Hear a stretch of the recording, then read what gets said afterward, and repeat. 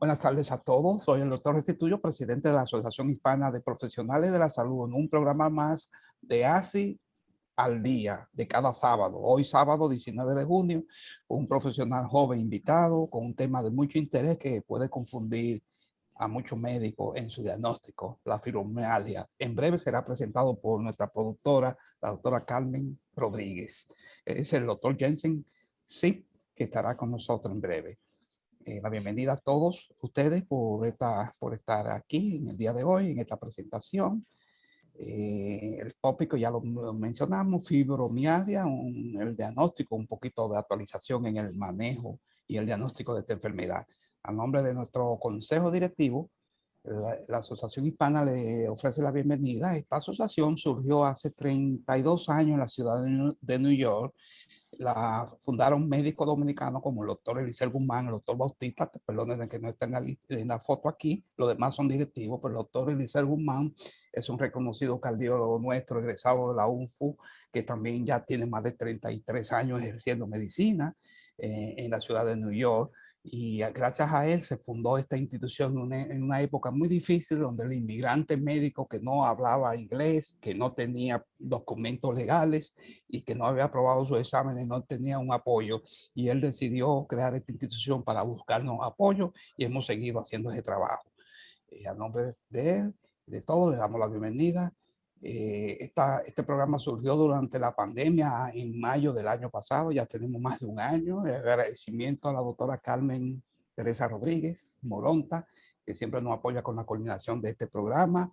Este programa también acepta publicidad de algunas prácticas, algunas oficinas que ustedes tengan. En el día de hoy, nuestro invitado, el doctor Jensen Singh, es nuestro invitado. Él no ha reportado ningún conflicto de intereses, no representa ninguna compañía farmacéutica. Así que le agradecemos que haya aceptado esta invitación. Les recuerdo a los que conocen por primera vez esta asociación que hace 3 años creamos este Programa Nacional de la Prevención de los ACV, que precisamente toca todo, toca la rehabilitación, tiene un componente de rehabilitación, tiene un componente de educación con las caminatas y también de crear programas para la prevención de los ACV en toda la República Dominicana. Como ya se informó la semana pasada, la doctora Rodríguez lo hizo el sábado pasado y también el doctor Williams lo anunció el miércoles. Estamos consiguiendo un apoyo con una donación de una agencia de Japón que va a crear un plan piloto en Santiago con los colaterales del Hospital Estrella Ureña, también el de Navarrete y el de San José de la Mata, con una aplicación para rastrear los casos sospechosos de ACV. Es un plan piloto que incluye parte de este programa. Nos sentimos muy contentos de ese logro y que se está avanzando bastante. Lo informamos a todos ustedes aquí, incluyendo a nuestro invitado que ejerce medicina en Santiago, que es posible que él conozca muy pronto a través del Hospital Cabral Ibáez de este programa, que incluye ahora una actualización y muy pronto va a comenzar una preparación para los residentes del Hospital Cabral Ibáez en esa plataforma y en esa actividad. La misión TVA sí es precisamente lo que vamos a obtener hoy, traer informaciones actualizadas en una área de la medicina, en áreas especializadas, pero sobre todo quiere cumplir y cumple con la misión de la asociación, de lo que hacemos por los inmigrantes, médicos, enfermeros, odontólogos, psicólogos, no solamente médicos, incluye toda la salud. Y le cuento que hasta veterinarios aceptamos. La visión de TVH, le hemos decidido que se convierta en un programa que ayuda al inmigrante en todos los sentidos de la salud, sobre todo en la búsqueda de empleo, de echar para adelante en el país. Siempre les recordamos que si usted conoce a alguien o a alguien joven que va a emigrar a Estados Unidos y no sabe al principio qué hacer en lo que va pasando los exámenes, va aprobando, como el caso, por ejemplo, de hoy, que tenemos un especialista médico, pero es fisiatra, especialista en rehabilitación y no sabe cómo aplicar para su proceso de la licencia, en lo que está aplicando, en lo que está aprobando sus exámenes, necesita trabajar y la asociación le ofrece este programa para certificarse a nivel nacional como asistente médico o asistente dental, electrocardiograma o en el proceso de la sangre, porque usted en un hospital o en una clínica sacando sangre, pues puede mantener su familia sin ningún problema. Así que Bienvenido a ese programa. El último ya comenzó la semana pasada, junio 15, ya está en la segunda semana. Siempre están invitados a registrarse o a correr la voz. Renovar su membresía. ¿Cómo usted se convierte en miembro de esta institución? Bueno, con una copia de su título, llenar una aplicación, una foto digital y el pago de $100 por el año. Siempre le decimos que el APSI, la Asociación Hispana de Profesionales de la Salud, es su segunda casa en New York. Podría ser que usted nunca necesite, si se hace miembro, los servicios de esta asociación, pero hasta una carta de recomendación le puede ayudar en un momento dado. Ojalá usted nunca la necesite, pero hay muchos profesionales, déjenme decirle, cada semana nuestra asociación tiene que hacer una carta de recomendación o recibir una llamada para decir que sí, que conocemos a ese médico y que lo recomendamos para trabajo. Hasta esas son parte de los servicios que ofrecemos. Gracias a los últimos profesionales que se han hecho miembros, le pedimos excusas que nos faltan algunos nombres que en los últimos meses se han convertido en miembros, no está actualizada. Quiero agradecerle públicamente de nuevo a la doctora Raiza Portorreal, hoy está con nosotros, gracias por entrar. La doctora Raiza aceptó el reto que también ya tiene más de 7, 8 meses haciendo un programa todos los martes con el apoyo de la asociación que sale desde la República Dominicana y trae a los jóvenes, los especialistas de diferentes áreas, y recientemente está finalizando un programa que habla de las becas, cómo usted puede aplicar a becas para Argentina, para el Japón, para España, para Brasil, ya se habló de Brasil, cómo usted puede aplicar también a los programas de residencia de la República Dominicana. Parece sencillo, pero los jóvenes no saben cómo pueden aplicar a las opciones de becas de esos países. Así que es un gran aporte que la doctora Raiza Portorreal ha hecho con nosotros. Yo le agradezco infinitamente a nuestra asociación. Les recordamos a nuestro invitado en el día de hoy y a todos ustedes, si no se han hecho miembros de YouTube, tenemos un programa de YouTube, la conferencia de hoy va a estar en ese programa. Le doy la bienvenida a todos ustedes y paso de inmediato a la doctora Carmen Rodríguez para que introducir formalmente a nuestro invitado, el doctor Jensen Singh. Doctora. Sí, buenas tardes. Queremos primeramente darle las bienvenidas a todos los asistentes y a aquellos que nos podrán ver en un futuro, ya sea a través de YouTube o a través de nuestra página de APSI. Hoy le damos la bienvenida al doctor Jensen Singh, un médico joven de origen dominicano, cuya especialidad es rehabilitación. Es un profesional proactivo, un excelente comunicador y cooperador con toda la clase médica. El doctor se graduó en la Universidad Tecnológica de Santiago de médico general, luego hizo sonografía general, pero siguió especializándose como médico fisiatra en la Pontificia Universidad Católica Madre y Maestra en el Hospital Regional Universitario José María Cabral Ibáez. También realizó una rotación de electromiografía en el Hospital de Veteranos de Río Piedra en Puerto Rico. Actualmente el doctor labora en Santiago de los Caballeros, pero anteriormente laboraba en la ciudad de Puerto Plata. Y a partir del 1 de julio estará laborando en el CAIT, que luego nos explicará para todos, que ustedes sepan qué es el CAIT y qué hace en Santiago de los Caballeros. Y también labora en el Hospital Regional Universitario José María Cabral Ibáez. Buenas tardes y bienvenido, doctor, con su tema fibromialgia, diagnóstico y tratamiento. Ok, gracias, doctora Rodríguez, doctor Restituyo. Aquí estamos entonces ¿puedo compartir pantalla, verdad que sí? Sí, vamos a compartir Sí, por supuesto. Sí, claro. Ok, pues vamos a la introducción del manejo y el diagnóstico de la fibromialgia. Entonces, me avisan si entramos aquí, creo que sí, ¿verdad? Ahí que sí. viene, ahí llegó, ahora póngalo en una sola imagen. Ok. Se ve muy bien.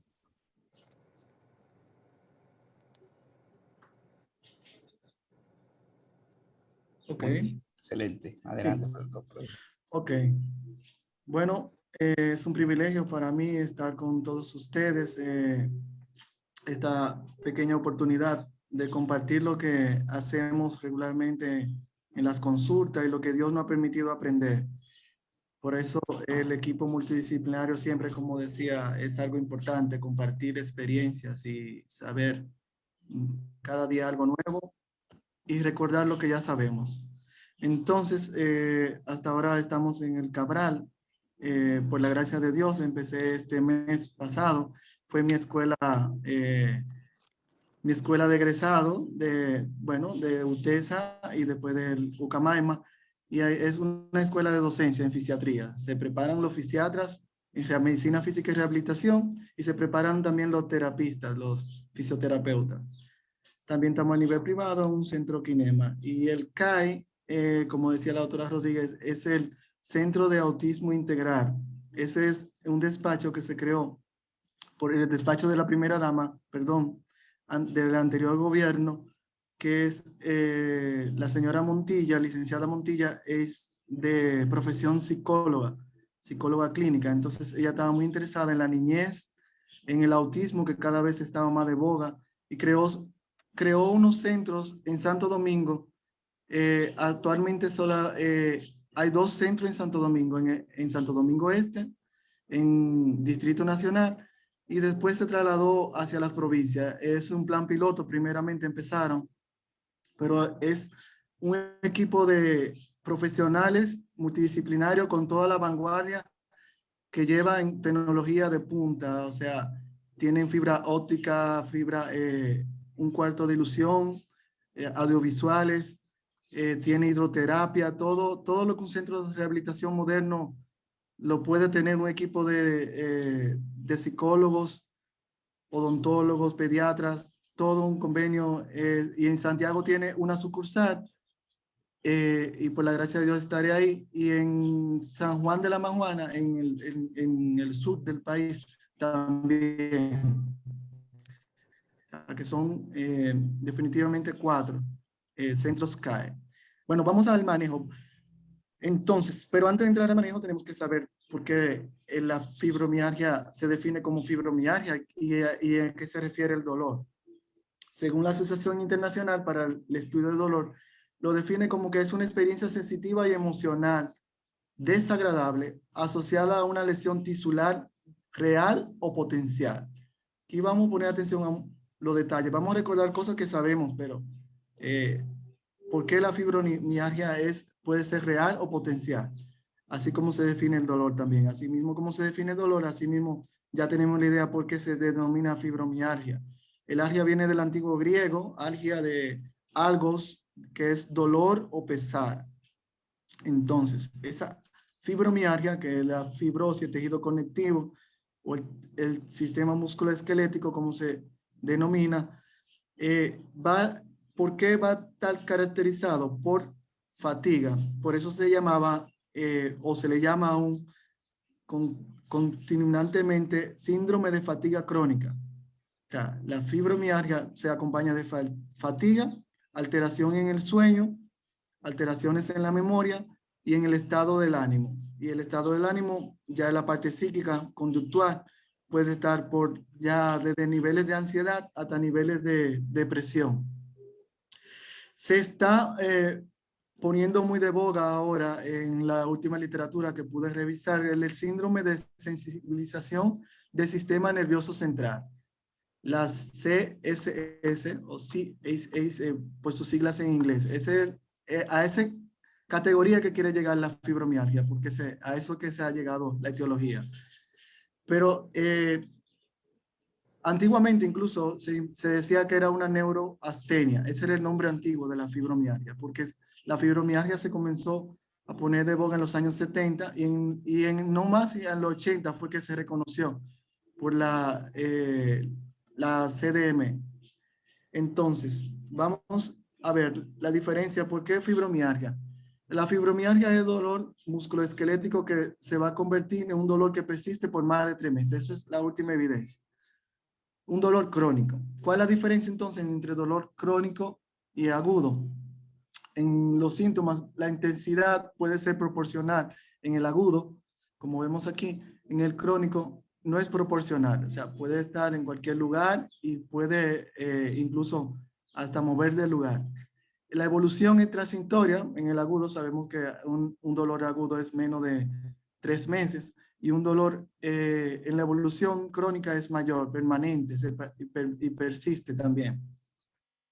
En la función, el agudo puede ser una función biológica, claro, se puede descubrir por los analíticas, las funciones biológicas, mientras que el crónico puede persistir los parámetros que lo vamos a ver en el diagnóstico.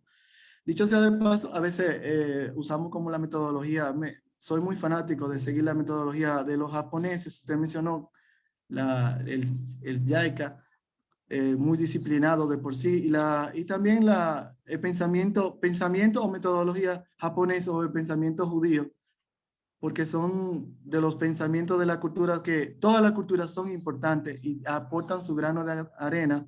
Por eso somos una sociedad que va progresando mundialmente, porque nos vamos interactuando uno con otro. Pero la cultura que se muestran esos conocimientos tan amplios, en el manejo y diagnóstico, vamos a estar enfocándonos en el diagnóstico y al final en el manejo, aunque la palabra manejo la pusimos de primero, ¿verdad que sí?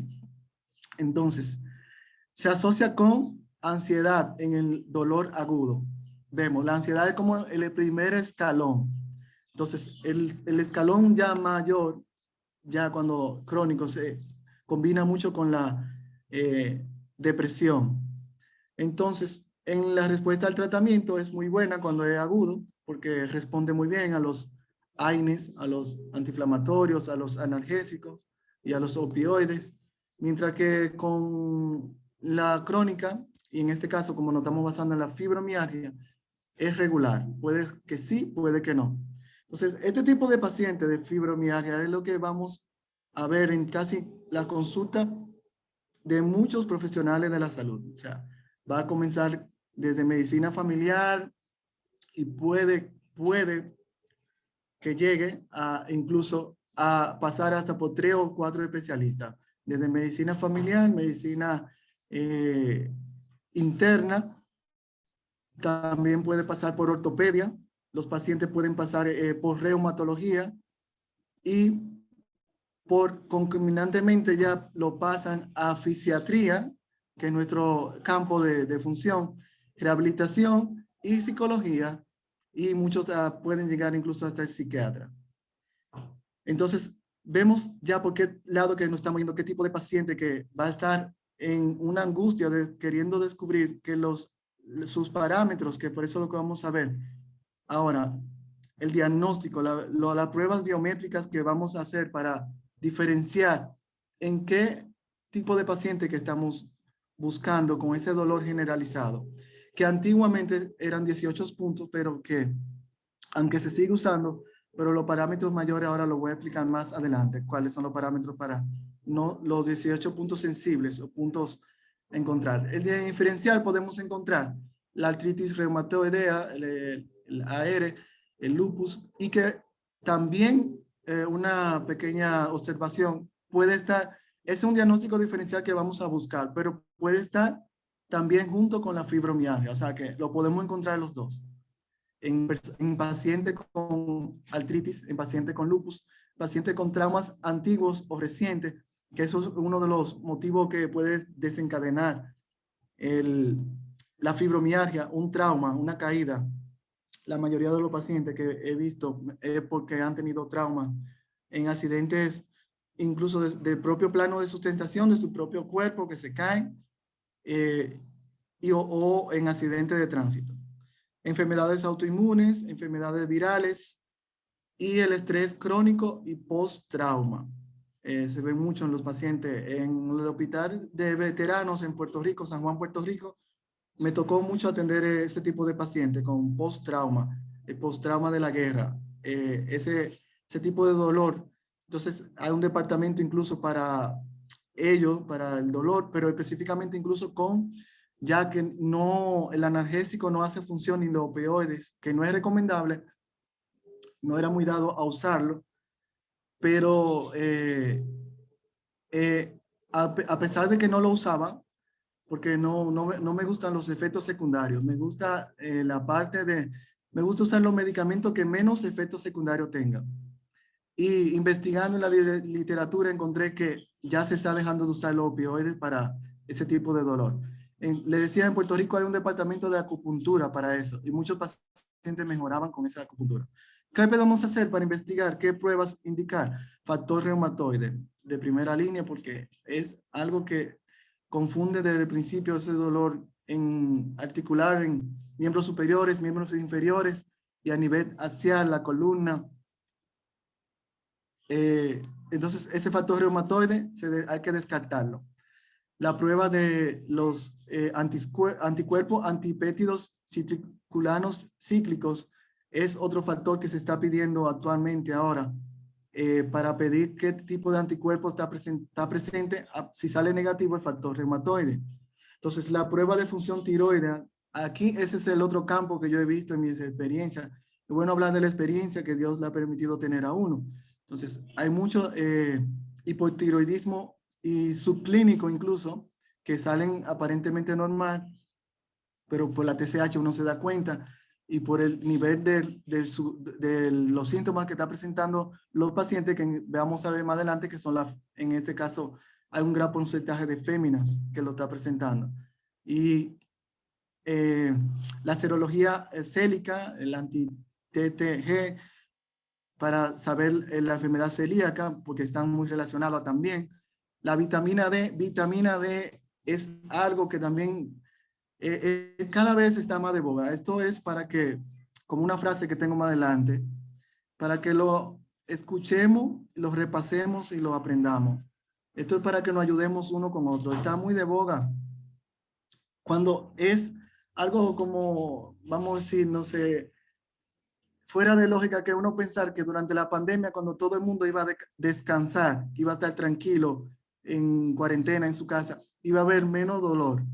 Pero se disparó la alarma de dolor porque está todo relacionado, una cascada, menos actividad física, más sedentarismo, es más tristeza. Esa tristeza en muchos tipos de pacientes lo lleva a depresión, lo lleva a ansiedad, y eso se despertó mucho. La vitamina D, decía un colega, incluso estuve hablando con un ginecólogo que me dijo, wow, pero ¿cómo va a ser tantos pacientes que me están llegando, que me doy cuenta por ginecología? Porque hay síntomas que se presentan, aparte de dolor, resequedad vaginal, resequedad de la mucosa. Dice, pero que este es un país tropical, que no debiera haber falta de deficiencia de vitamina D. Pero el estilo de vida moderno creo que es un factor influyente. El no coger tanto los rayos solares en la hora adecuada que se debería coger. El hemograma y la velocidad de sedimentación o la eritro, como le decimos aquí, y la PCR determina mucho en los pacientes que he visto esto. Entonces vemos este pequeño cuadro. Dice, si nos vamos hacia la derecha, bueno, en mi pantalla a la derecha, no sé si en la suya, en los globos que están aquí, en esos números, ¿verdad que sí? A veces los números, bueno, los médicos no somos muy apreciados los números, pero sí es bueno seguir la estadística. Dice que un 4% de la población mundial lo padece. Eso es mucho, un 4%.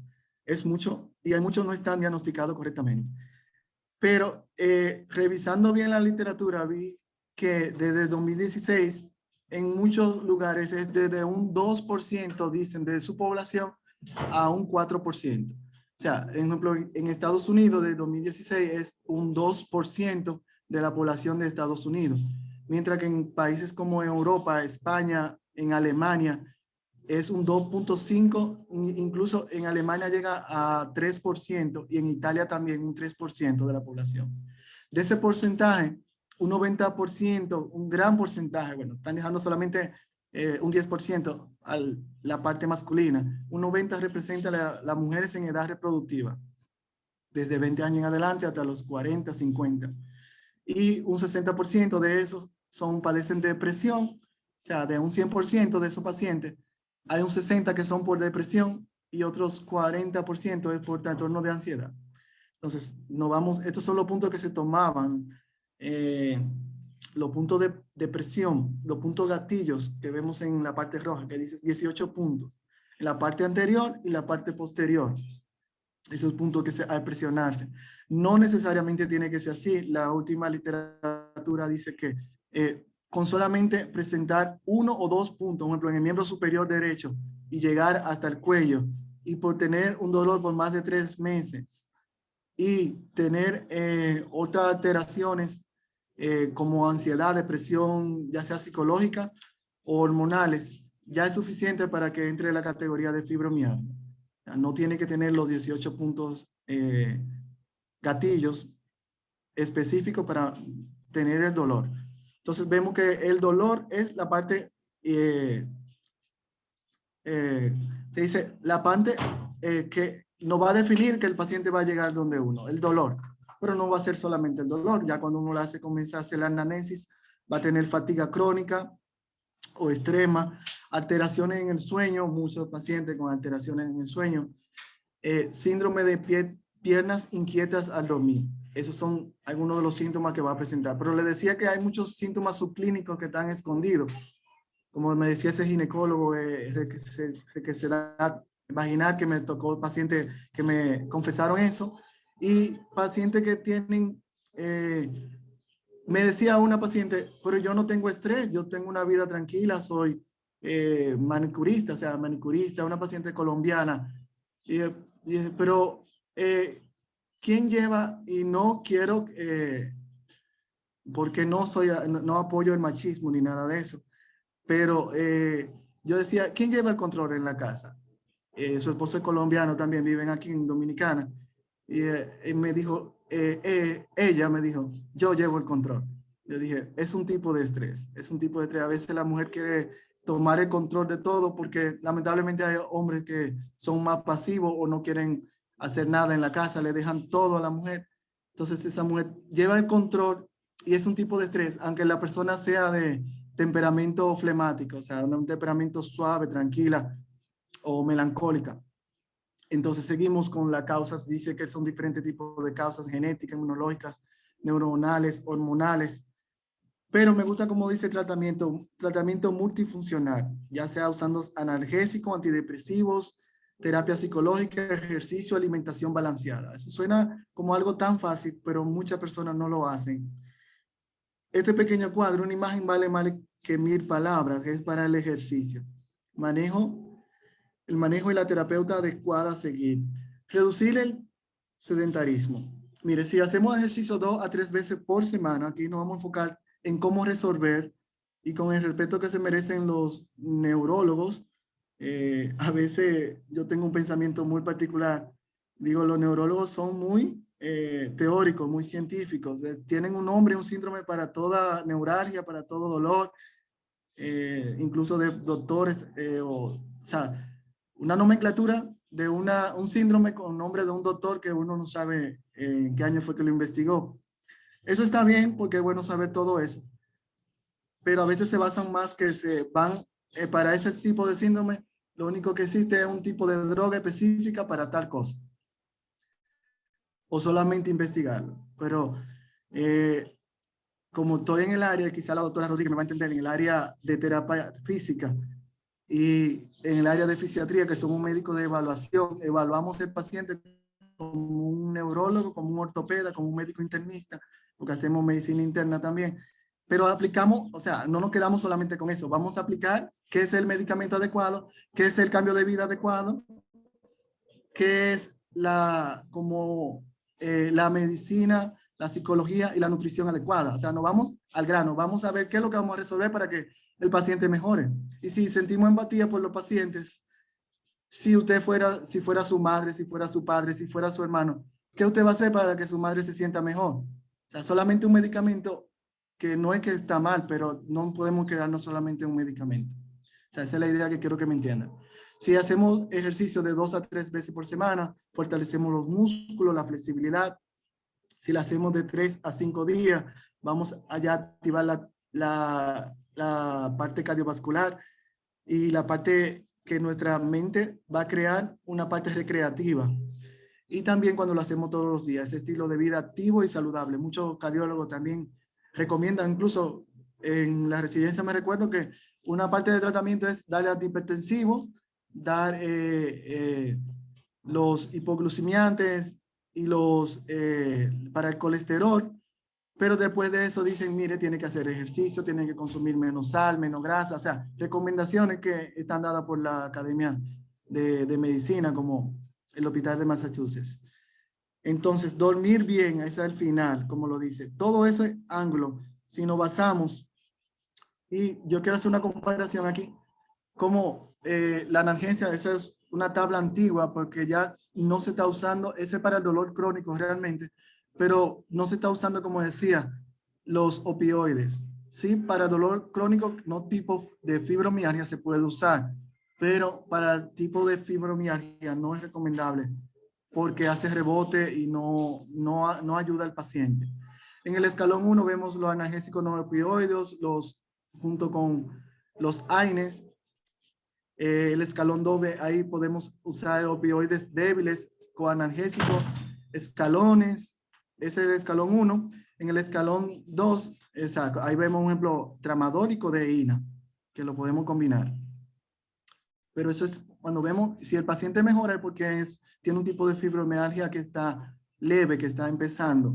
Pero cuando vemos que no comienza a mejorar, no recomiendo usar ya los tipos de opioides más potentes, porque no va a sentir la mejoría. En mi experiencia, la terapéutica, me gusta usar la palabra terapéutica más que tratamiento, basada en experiencia, usando la medicina natural junto con la fisiatría, incluso usando la vitamina. Por eso puse ese pequeño cuadrito de vitaminas mentales, porque en mi experiencia y en los estudios que he tenido, he visto que hay un déficit a veces leve, a veces moderado y a veces severo de vitaminas, y he trabajado por la gracia de Dios en la provincia del sur, provincia del norte del país, pero también he atendido pacientes, como decía, un ejemplo en Puerto Plata, Sosúa es una ciudad estilo New York, multicultural. Es una ciudad que yo pude atender personas de Ucrania, personas de Rusia, personas de África. Atendí personas de África en Sosúa. O sea, Sosúa tienen judíos porque fue una colonia judía que la fundaron.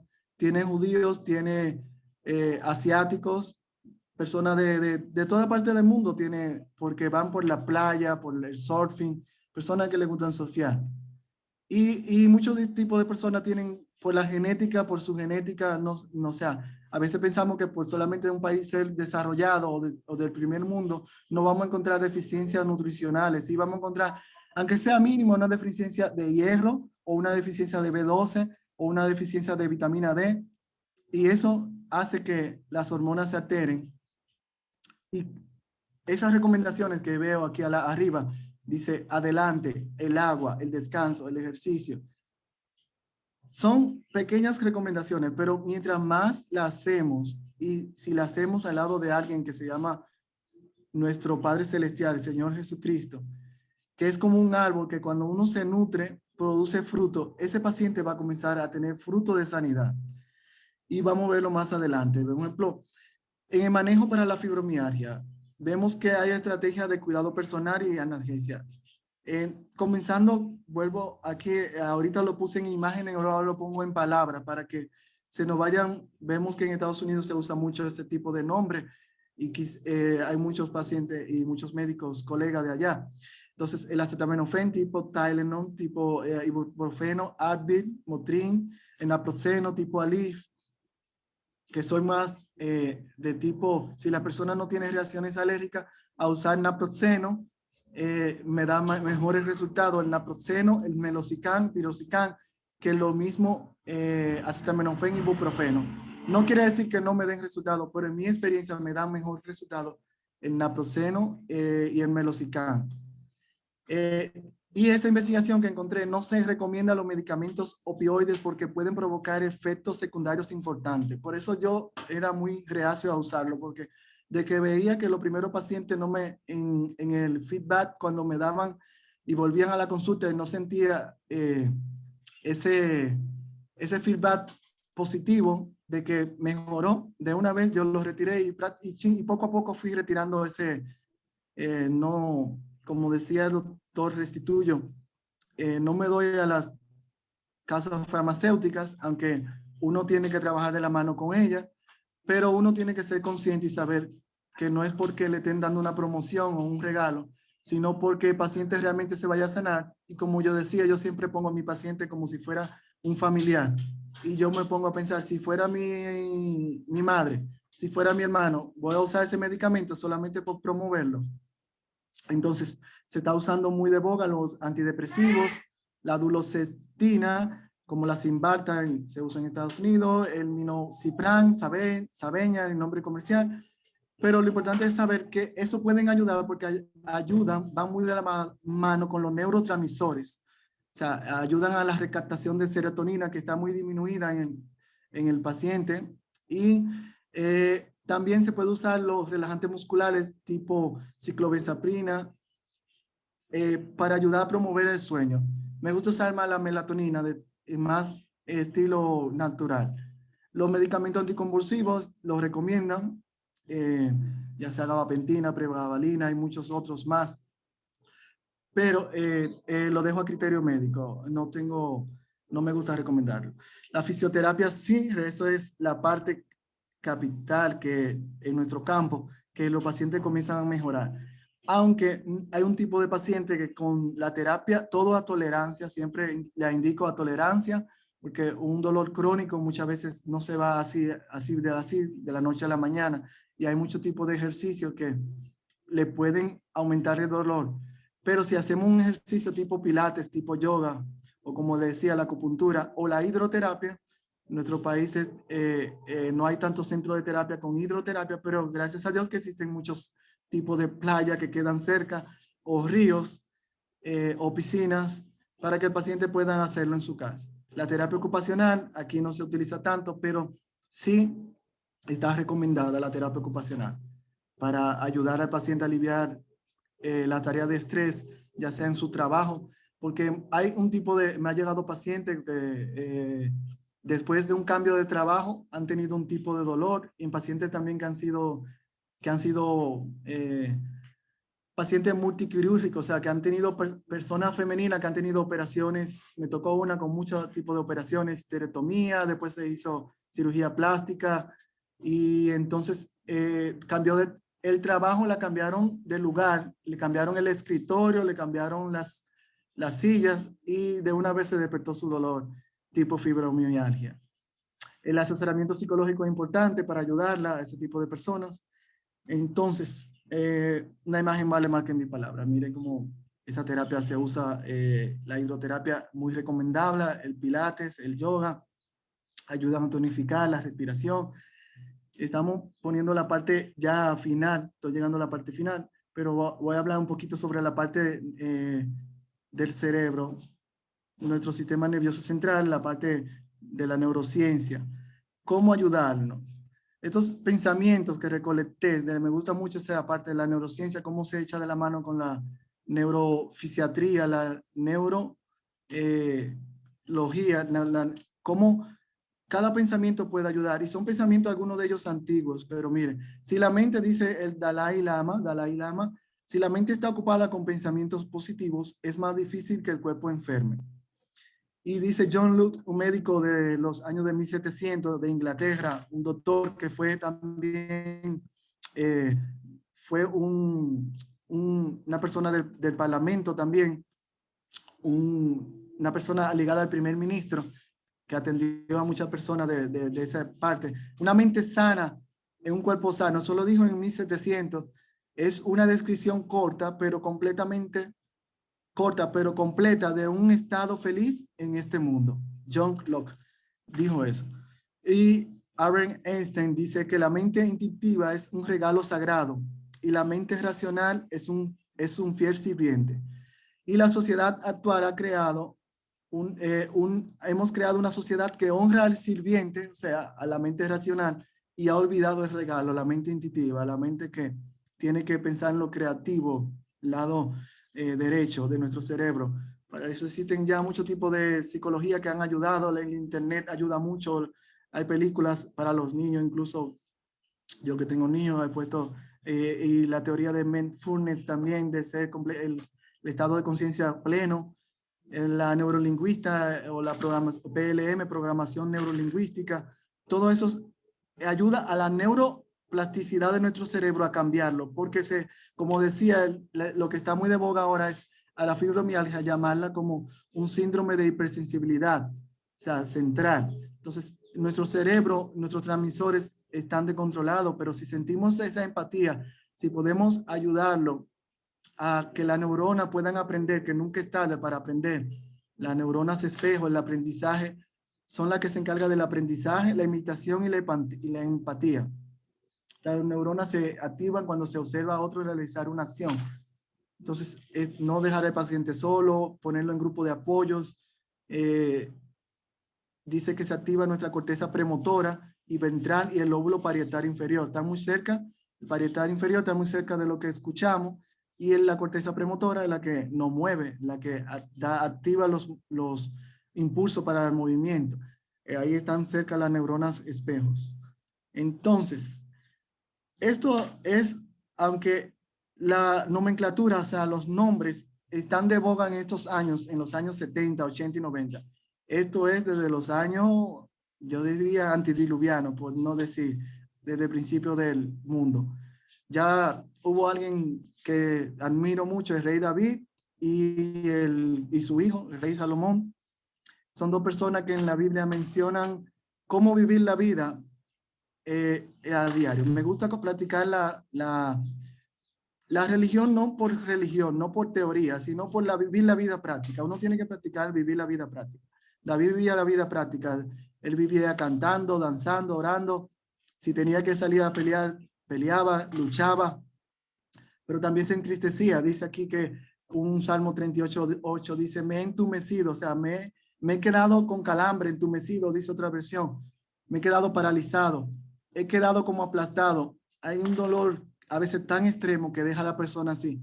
He rugido por causa del gemido de mi corazón. Corazón en ese tiempo es el centro de las emociones, porque el corazón sabemos que es un nervio que está ligado muy a la parte central, o sea, nuestro sistema nervioso central.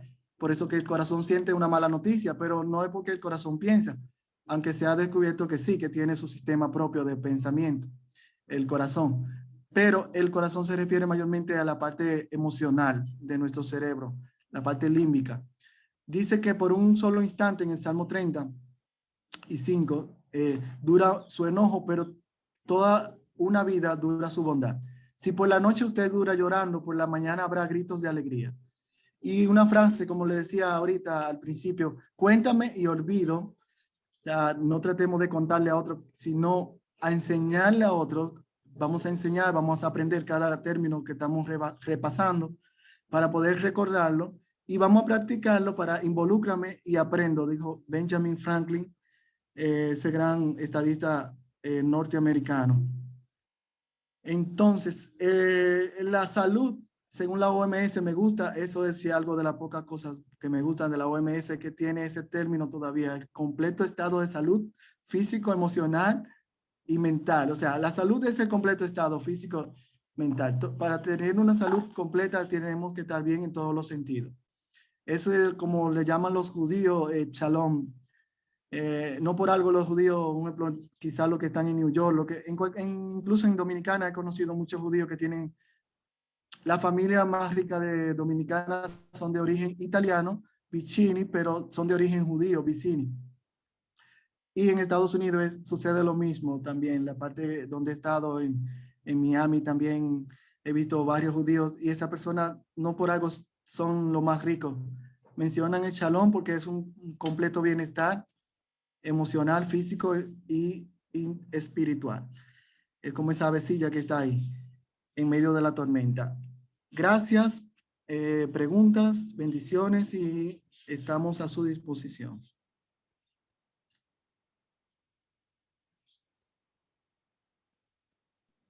Muy bien, doctor Jensen. Doctora Carmen. O déjeme ver. Yo creo que la doctora tiene... doctora, el micrófono está cerrado. Ábralo ahí. Está muteado. Sí, exactamente. Sí, Ahora sí, doctora, adelante. Sí, muchas gracias, doctor, por todas sus enseñanzas. Abarcó, la verdad, todo lo que se necesita saber actualmente en todos los profesionales de la salud sobre la fibromialgia. Yo tuve la experiencia de manejar varios pacientes con fibromialgia y la verdad es que no es fácil.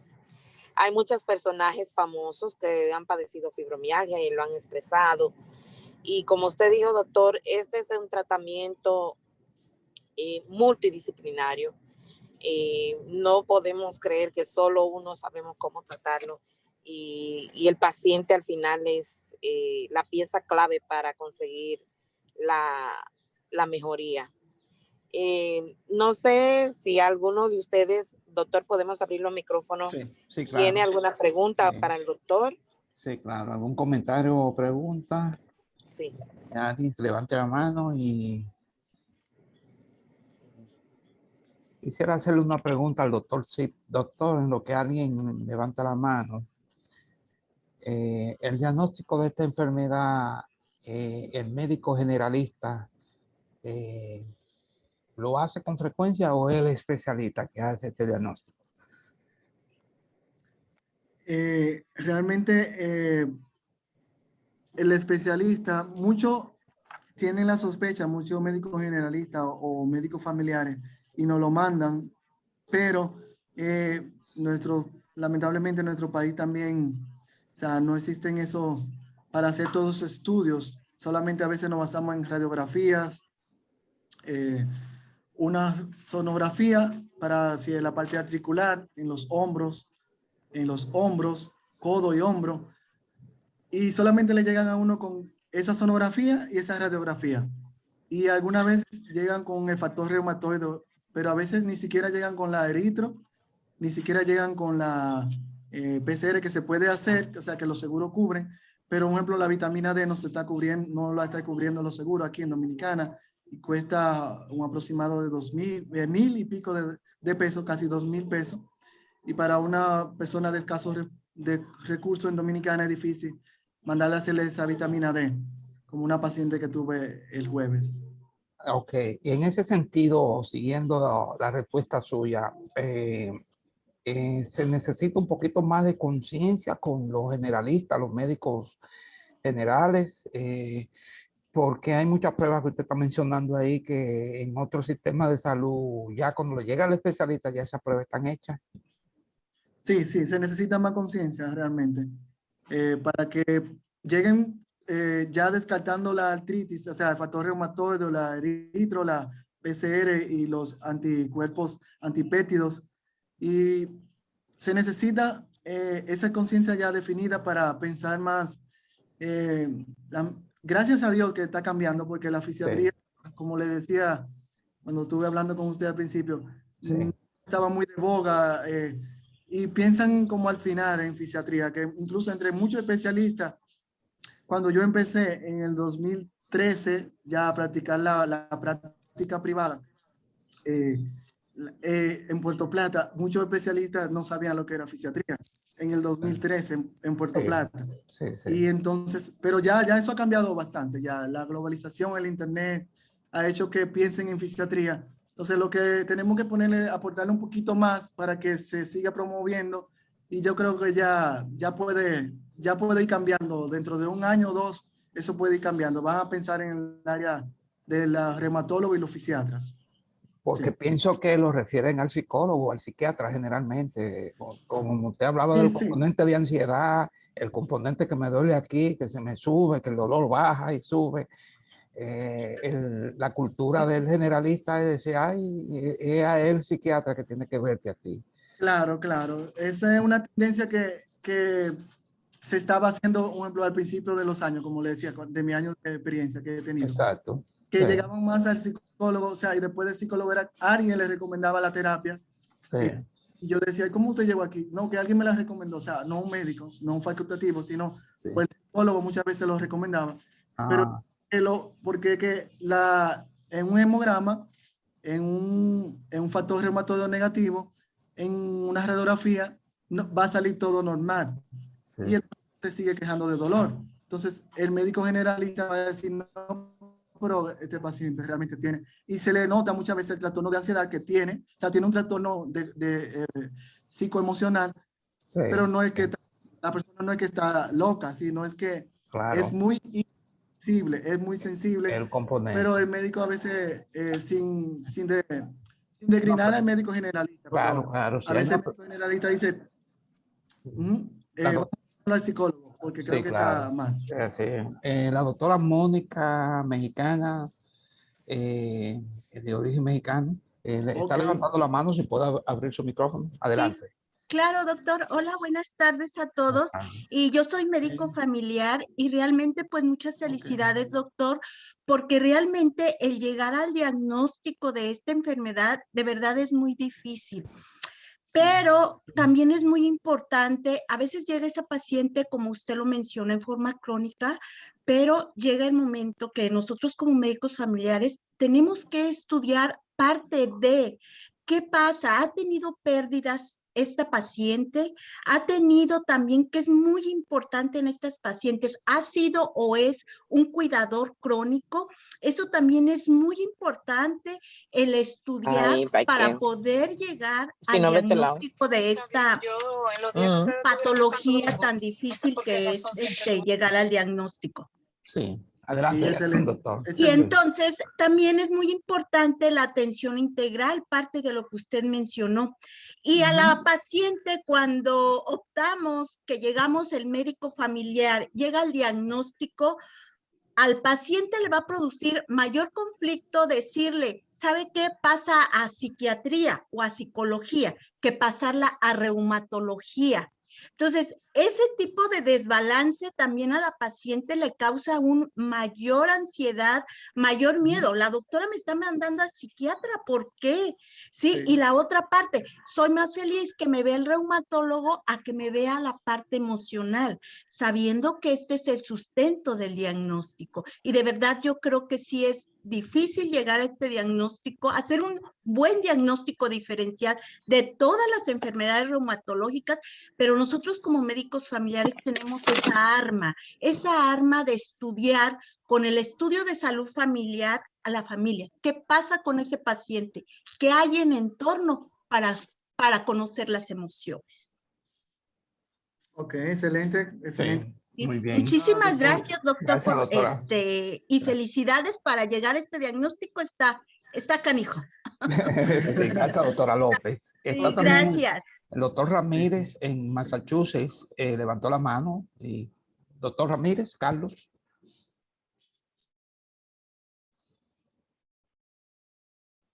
Está abierto el micrófono, doctor Ramírez.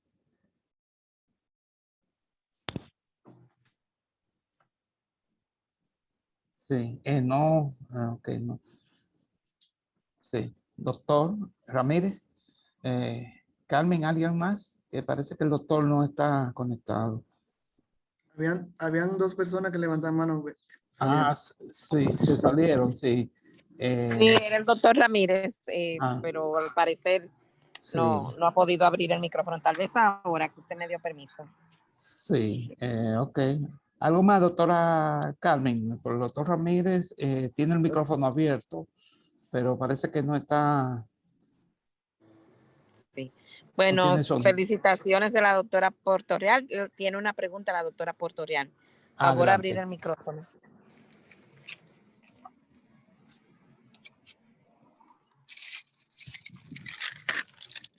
Sí, es un micrófono. Todavía no. Ahora, intente de nuevo, doctora Portorreal. Ahora Bueno, sí.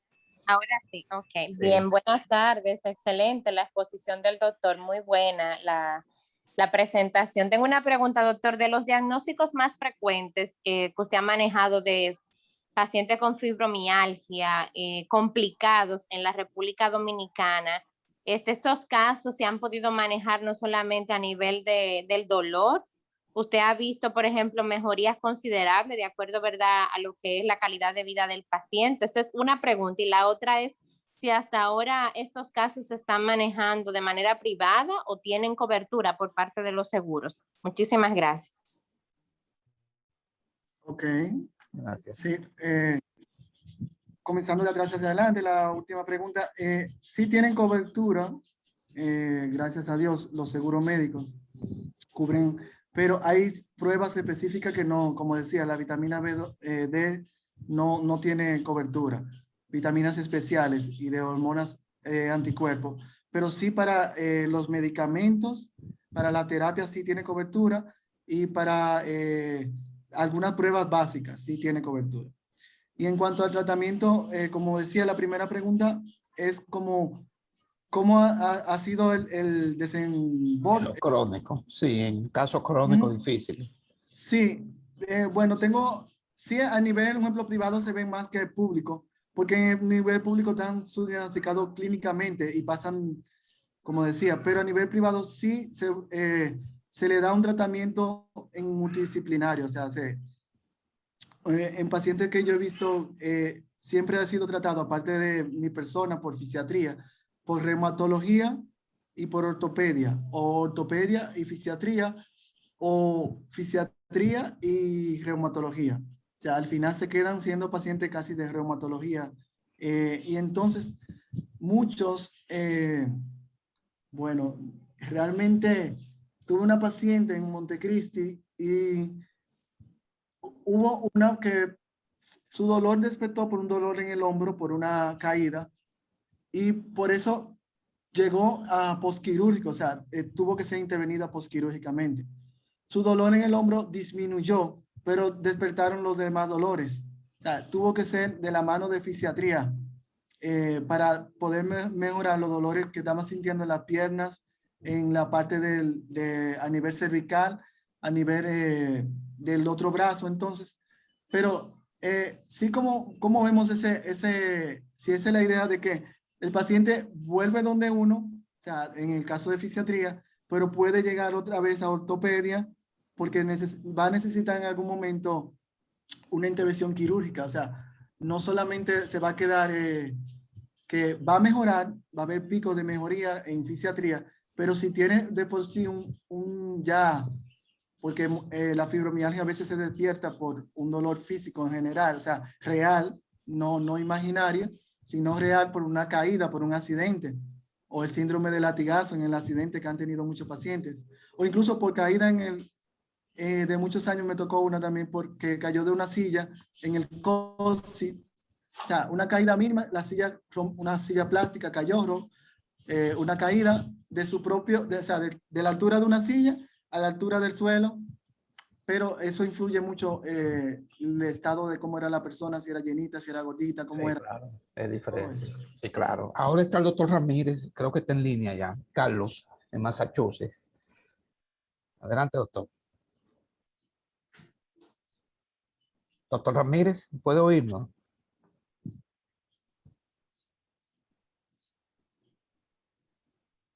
Se cerró. Carlos. No. Sí, déjeme ver. Abra su micrófono ahí, doctor Ramírez. Ahora sí. Otra vez cerró. Cerró. Ah, ok, déjeme ver. Intente de nuevo ahora ahí. Buenas tardes. ¿Me Buenas escuchan? tardes. Muy bien. Ahora sí lo Bien, escuchamos. gracias, gracias, doctor. Bueno, felicidades y bendiciones, ¿verdad? A este joven colega. Y la verdad que hago alusión a un filósofo alemán llamado Friedrich Nietzsche. Y me siento complacido con usted, ya que usted menciona al Todopoderoso muchas veces. Y para Friedrich Nietzsche, esto sería algo insólito. Sin embargo, los que seguimos las pautas del Todopoderoso, pues nos sentimos precisamente agradecidos. Así que siga para adelante y la verdad que me agrada, ¿no?, que usted mencione al Señor.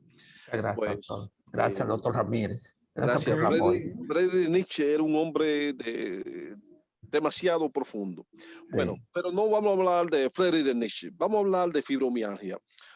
Doctor, yo tengo una pregunta. Entonces, ya el diagnóstico de fibrositis, el diagnóstico de fibromiositis, ya no lo hacemos. Entonces, ya solamente hablamos de fibromialgia.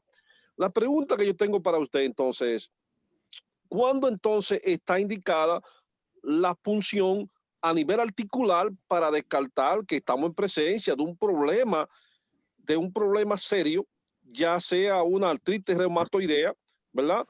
Porque entonces no damos los analgésicos potentes como son los opiáceos. Entonces, esto es un diagnóstico que tiene que ver con el estilo de vida del individuo. Un atleta de alto rendimiento, etcétera, etcétera. Una dama que tenga problemas de múltiples aspectos.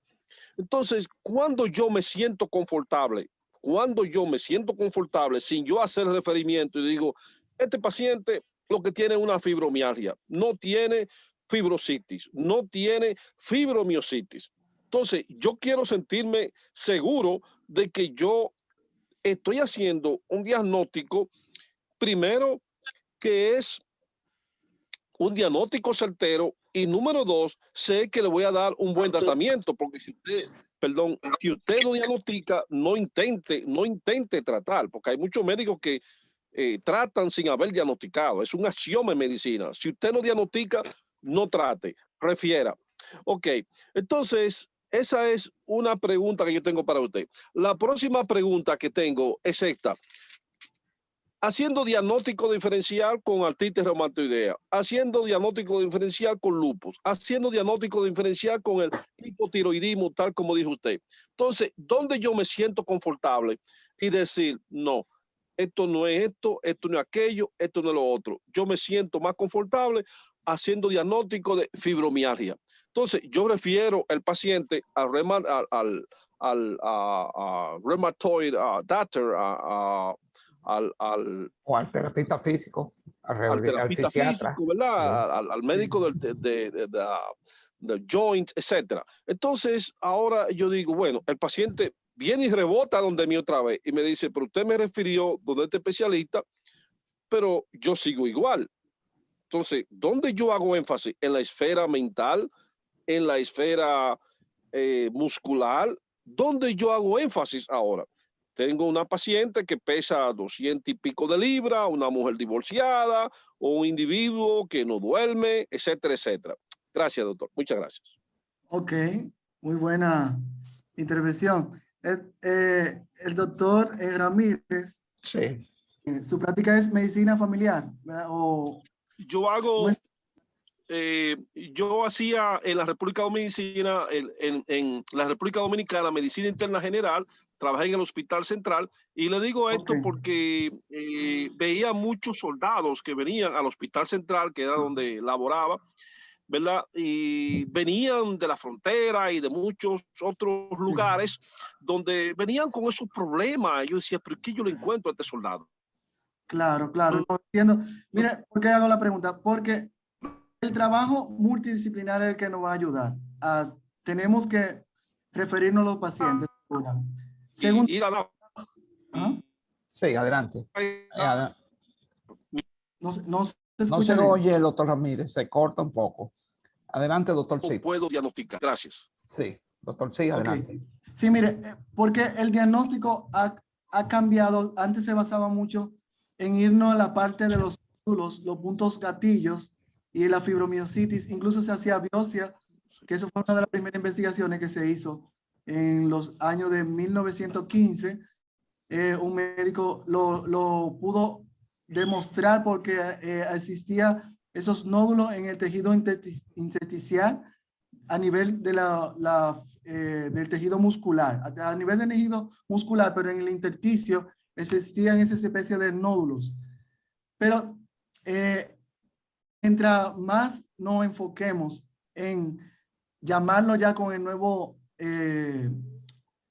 la nueva forma de llamarlo, el síndrome complejo de sensibilidad central o de fatiga crónica, porque cada vez que vemos que el paciente, o sea, a usted le tocó la experiencia con los militares, pero esas son de la poca experiencia. Yo tuve esa experiencia con los veteranos cuando estuve en el hospital de Puerto Rico, en San Juan. Incluso hay un departamento para ellos, para tratar el dolor con la psicología, combinantemente con la acupuntura. Y muchos pacientes logran la mejoría. Pues sabemos que los veteranos, para ser veteranos, Es difícil ser un veterano de 30 años o de 20, aunque están apareciendo por la guerra de Irak, la guerra del Golfo, pero la mayoría de veteranos fueron de los años de la guerra de Vietnam y la guerra de Corea y la guerra de, bueno, esas dos, y la Segunda Guerra Mundial. Llegué a ver pacientes de la Segunda Guerra Mundial también. Entonces, ya no vamos a estar haciendo la medicina tan invasiva. Yo sé que yo entiendo su accionar porque le tocó militares y masculino, pero ya si nos basamos en que la gran mayoría, como decía, un porcentaje son féminas, casi un 90% son sexo femenino en edad reproductiva, tienen un componente altamente emocional, ansiedad o tristeza, para no llamarla depresión, y en otro campo depresión.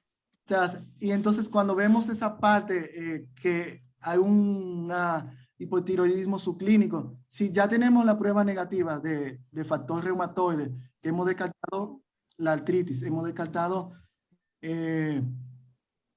un trauma, o sea, o una enfermedad autoinmune que le esté causando algo propio del cuerpo. Por eso se mezclaba mucho con la somatización. Decía, pero el paciente está somatizando. Cuando hemos descartado todo eso, hacemos dos cosas. Entonces, damos por sentado que no vamos a ver fibromiositis, sino que con la ayuda de Dios y viendo que el diagnóstico se está apareciendo con todo eso conjunto que hemos visto, ya al cuadro psicológico, pero también al cuadro hormonal, que ahí es que yo quiero que hagamos hincapié en el cuadro hormonal. O sea, el del endocrino tiene que trabajar de la mano ahí. Eso le hemos olvidado un poco, el endocrino también. La parte hormonal, porque incluso la mujer es más hormonal que el hombre. Todos somos hormonales, pero la hormona del hombre básicamente se basa en testosterona, aparte de que tenemos estrógeno, pero en menor cantidad. Mientras que la mujer tiene los estrógenos, progesterona, la luteína, la hormona de crecimiento, bueno, la crecimiento la tenemos los dos. Pero todas esas hormonas y todos esos transmisores van a estar disminuidos. Entonces, en la práctica médica, algo que, bueno, con la paciente que tuve de Colombia, yo me tomé 30 minutos. Y la paciente de Colombia me enseñó toda la analítica de Colombia y la que se hizo aquí. Y me dijo, doctor, pero yo le quiero presentar todo eso porque no encuentro qué hacer. Pero al final ella me dijo, doctor, pero hemos durado mucho, usted ha durado mucho conmigo. Y yo le dije, no, pero yo me tomo mi tiempo con el paciente. Dijo, sí, pero en Colombia no hacen eso. En Colombia lo más que pueden durar, no sé si hay algún colombiano por aquí, son 15 a 20 minutos con un paciente. O sea, tenemos la prisa de que queremos andar rápido con el paciente, pero un paciente así, no tenemos que tomar nuestro tiempo o tener la consecuencia de que vamos a tener que referirlo lo más rápido posible a uno de nuestros colegas, si el equipo multidisciplinario está ahí para no perderlo cerca de uno en el trabajo. Pero es básicamente eso lo que quiero llevarlo, que Gracias. Sí. trabajar con el equipo multidisciplinario, referirlo y encasillar al paciente y después entonces trabajar de la mano con la psicología. Bueno, gracias, doctor. Sí, doctora Carmen, creo que llegamos al final, ¿verdad? Nos extendimos muchísimo porque este tema es muy interesante. Hay mucho más que hablar. Exactamente. Entonces, mucho más que muchas hablar. gracias, doctor Jansen. Nos alegra mucho que los médicos jóvenes estén pensando tan seriamente en su preparación. Y además yo sé que el doctor Williams un día de esto lo invitará también, querrá robárnoslos, porque Sí. la experiencia del doctor Jansen es bastante clara. Entonces, solo nos resta darle las gracias a usted y a todos los participantes que dedicaron esta hora y algunos minutos en estar aquí, pero vale la pena. Sí, vale la pena. Muchas gracias. Gracias a Todo todos. por el bien. Sí, gracias, doctor Sid, y gracias a los participantes, a Raiza, al doctor Ramírez y los demás, y la doctora Mónica también, que siempre nos ayuda y participa con nosotros. Buenas tardes. Buenas tardes, bendiciones, bye. Bendiciones.